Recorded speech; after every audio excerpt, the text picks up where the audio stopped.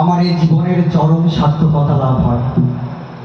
যার কাছে এসে কত দিশাহারা পথিক আবার নতুন করে জীবনের পথ খুঁজে পায়, যার কাছে এলে কত হতাশাগ্রস্ত মানুষ আবার নতুন করে বাঁচার আশার আলো দেখে, সেই পরম দয়াল পরম প্রেমময় শ্রী শ্রী ঠাকুরের শ্রী পাদপদ্মে আমার প্রণাম জানাই। পরমারাধ্যা জগৎ জননী শ্রী শ্রী বড়মা, পরম পূজ্য পাদ শ্রী শ্রী বর্দা, পরম পূজ্য পাদ শ্রী শ্রী আচার্য দেবীর চরণে আমার প্রণাম জানাই। আজকের এই সৎসঙ্গে উপস্থিত শ্রী শ্রী ঠাকুরের দ্রুত পাঞ্জাধারী কর্মীগণ, ঠাকুরের বড় আদরের এই ভক্ত দাদাদের মায়েদের প্রতি প্রত্যেকে যথাযোগ্য স্থানে আমার সশ্রদ্ধর আনন্দিত জয়গুলি জানাই। আমরা বহু জন্মের সুকৃতির ফলে তাকে গুরুরূপে পেয়েছি,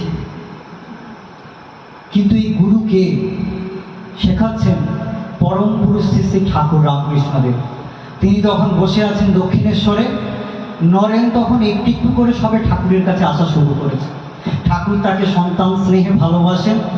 একদিন ঠাকুর বলছেন, লরেন, ও লরেন, ওরে গুরু ধরা লাগে রে, গুরু ধরা লাগে। নরেন বলছে, গুরু কি? আমি গুরু মানি না। সে কি রে, শালা গুরু মানবি না? নরেন বলছে, গুরু কে? নরেন জানেই না গুরু কে। তখন ঠাকুর তাকে বোঝাচ্ছেন গুরুকে। ঠাকুরের হাতের কাছে আছে একটা কমণ্ডল। ঠাকুর ওঠালেন, এটা কি রে? বলছে, এটা একটা কমণ্ডল।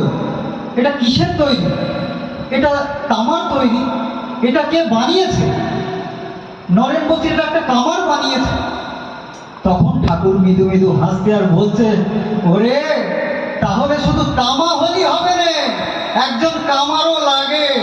গুরু হচ্ছেন সেই কামার, যিনি আমার জীবনটাকে, আমার ভালোটাকে, মন্দটাকে, সবটাকে নিয়ে আমার এই জীবনটাকে একটা সুন্দর আকার দিতে পারে। তিনি হচ্ছেন আমার গুরু, যিনি আমার এই জীবনটাকে জীবন বৃদ্ধির পথে সেই পথ প্রদর্শক হয়ে এগিয়ে দিতে পারে। তিনি হচ্ছেন আমার গুরু। শ্রী শ্রী ঠাকুর বসে আছে শ্বেত শুভ্র আসনে, ঠাকুরের চারদিকে এরকম ভক্তমণ্ডলী পরিবেষ্টিত।